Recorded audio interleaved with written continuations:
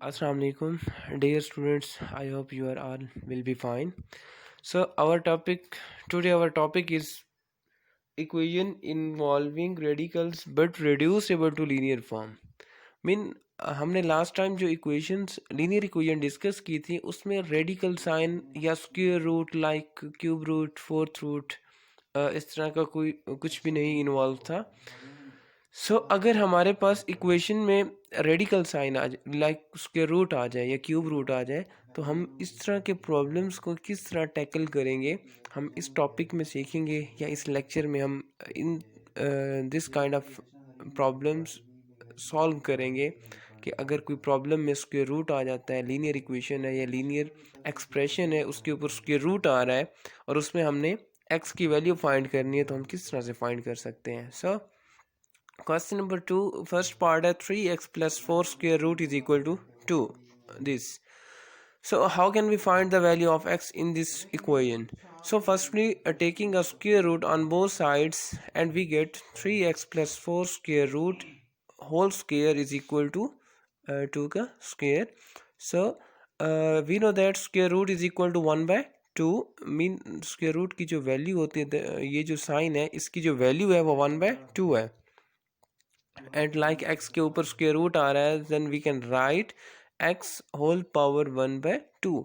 अगर हम इसका स्क्वायर लेते हैं तो x power 1/2 whole power 2 and 2 ये 2 से कैंसिल हो जाएगा तो एक्स रह जाता है। Like see here 3x plus 4 square root is whole square is equal to 2 square, then square root से cancel हो जाएगा and 3x plus 4 is equal to 2 square that's mean 2 multiply by 2 and 2 2s are 4 and now 4 इधर add हो रहा है इस side पे आके सब्ट्रैक्ट हो जाएगा then 3x is equal to 4 minus 4 and 3x is equal to 0 3 multiply हो रहा है राइट साइड पे आके डिवाइड होगा 0/3 is equal to 0 and x की वैल्यू क्या आ जाएगी हमारे पास 0। So our solution set is 0। बच्चों अगर 0 डिवाइडेड बाय एनी नंबर आ जाए तो वो हमेशा वो ऑलवेज इक्वल टू 0 होता है।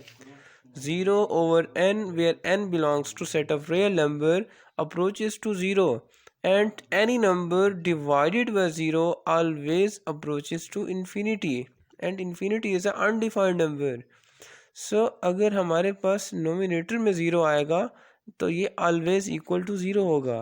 अगर डिनोमिनेटर में 0 आएगा तो ये ऑलवेज अनडिफाइंड हो जाएगा, इन्फिनिटी के इक्वल होगा।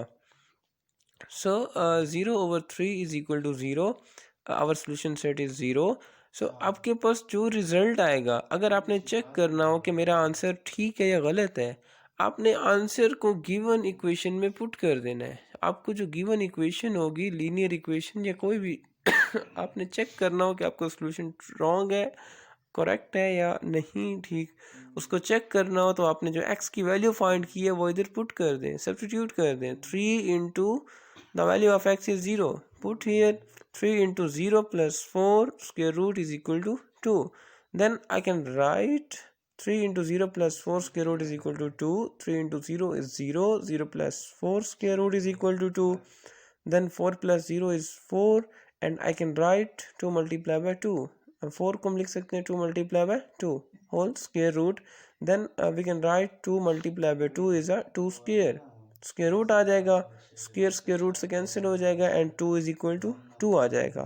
दैट्स मीन ये इक्वालिटी को सेटिस्फाई कर रहे हैं। अगर हम इस तरह अगर हमारा answer after substituting the value of x and we get 3 is equal to 2, that's wrong. Mean 3 2 के इक्वल नहीं हो सकता है, कॉमन सी बात है। हमने x की वैल्यू सब्स्टिट्यूट की एंड हमारे पास जो एट द एंड इक्वालिटी आ रही है वो सेटिस्फाई कर रही है। 2 इज इक्वल टू 2 आ रहा है और ये ट्रू है। Is it right? Yes, it is right. Okay.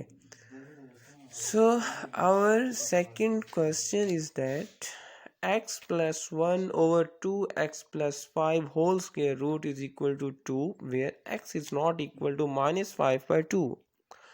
यहाँ पे एक रिस्ट्रिक्शन है, x is not equal to minus 5/2। Why? अगर हम यहाँ पे x की वैल्यू सब्स्टिट्यूट करते हैं 2 into minus 5/2 plus 5 टू से कैंसिल होगा, -5 + 5 0 हो जाएगा, x + 1/0, this term goes to infinity, undefined हो जाएगा। So that's why x is not equal to -5/2, restriction है यहाँ पे।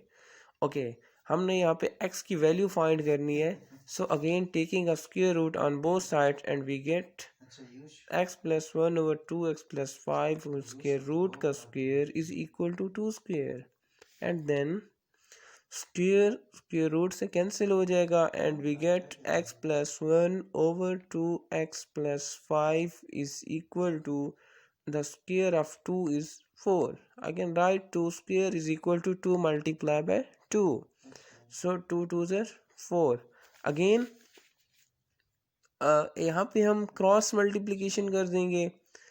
सो अगर हम 4 का डिनोमिनेटर 1 लिख दें, 1 इस साइड पे आ जाएगा, 2x + 5 राइट साइड पे आ जाएगा। So x + 1 is equal to 4 into 2x + 5। Now x + 1 is equal to 4 2s are 8, x + 4 5s are 20, and now here 8x and left side पे 1x है, x को इधर ले आते हैं, 20 को लेफ्ट साइड पे ले जाएं, देन 20 ऐड हो रहा है, लेफ्ट पे जाके सब्ट्रैक्ट हो जाएगा, एंड x इधर आके सब्ट्रैक्ट हो जाएगा। Then I can write 8x minus x is equal to 1 minus 20, and 1 minus 20 is -19 is equal to 8x minus x is 7x। Now 7 multiply हो रहा है x से, उधर जाके डिवाइड हो जाएगा। So x is equal to -19/7। So our solution set is -19/7।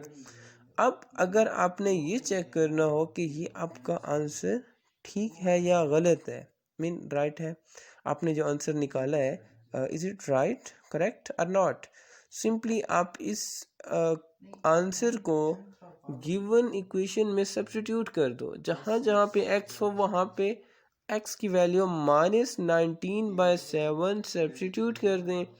तो finally after calculation simplifying this term, and if we get 2 is equal to 2, then your answer will be correct, right। अगर आपकी equality satisfy नहीं हो रही, then आपको जो answer है वो गलत है। और बच्चों एक और बात कि अगर आपके पास क्वेश्चन में पूछा जाए कि आपने जस्टिफाई करना है कि आपका आंसर ठीक है या गलत है, देन आपने ये आंसर सब्स्टिट्यूट करना है इधर एंड जस्टिफाई करना है। एट द एंड आपने x की वैल्यूज पुट करनी है और इसको सिंप्लीफाई करना है, 2 इज इक्वल टू 2 आएगा।